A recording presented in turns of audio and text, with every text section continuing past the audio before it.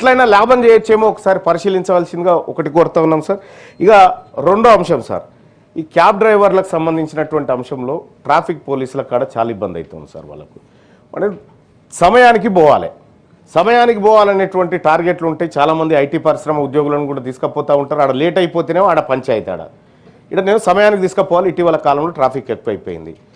ఇక పుట్టుకున్న తొందరగా పోదామంటే అంటే బయటికి మనకు ఉన్నటువంటి తేడా ఏంటంటే సార్, ఇప్పుడు కొంచెం సివిలైజ్డ్ కంట్రీస్లలోనేమో రెడ్ లైట్ పడితే గ్రీన్ ఎప్పుడు పడుతుందా అని ఆగుతారు సార్. ఇక్కడ ఆ పరిస్థితి లేదు సార్.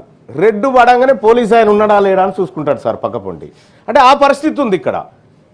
మరి ఇక్కడ ప్రజలు తప్పని చెప్పడానికి లేదు, లేకపోతే ప్రభుత్వం తప్పని చెప్పడానికి లేదు. ఈ సమస్యకు పరిష్కారం కావాలా. అనేకమైనటువంటి ట్రాఫిక్ చలాన్లు కూడా ఈ ఆటోల పైన, కార్ల పైన ఎవరి మీద పడితే వాళ్ళ మీద అందరి మీద చేయాల్సిందే సార్. రూల్స్ తప్పితే ఎవరైనా దానికి ఎవరేం ఎగ్జామ్షన్ ఏం లేదు. కానీ ఈ వాహనాల ద్వారానే కడుపు నింపుకొని బ్రతుకుతున్నటువంటి ఆటోలు కానీ, క్యాబ్ డ్రైవర్లు కానీ, ర్యాపిడో డ్రైవర్లు కానీ వీళ్లకు ఒక్కసారి సిగ్నల్ జంప్ అయితే 1000 రూపాయలు పడితే వాళ్ళు 4 రోజులు పనిచేయాల్సి వస్తుంది సార్ ఆ చలాన్ తీర్పడానికి కోసం. మరి ఇప్పుడు కాంగ్రెస్ పార్టీ మేనిఫెస్టోలో గతంలో కూడా నా సలహా మేరకే మీరు అందరు పెట్టినారు, ఏది చలాన్లను మాఫీ చేద్దామనేటువంటి ఒక ఆలోచన పెట్టినారు సార్.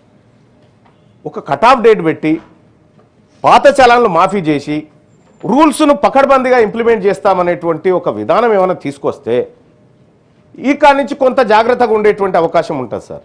లేకపోతే ఏం జరుగుతుందంటే సార్, చలాన్లు అట్లనే పెండింగ్ ఉంటాయి.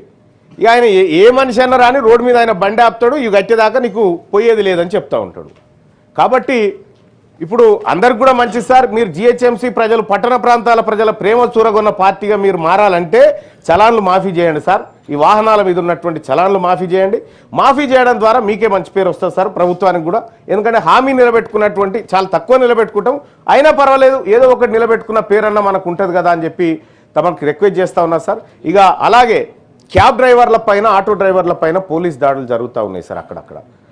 సో వాళ్ళు పోలీసు వాళ్ళ కంటే ఎక్కువ సమయం పాటు రోడ్ల మీద బతుకుతున్నటువంటి వాళ్ళు సార్. వాళ్ళు ఫ్రస్ట్రేషన్లో ఉంటారు. అందరు కస్టమర్లు ఒకేలాగా ఎక్కరు పై కార్లోకి కానీ ఆటోలకు కానీ.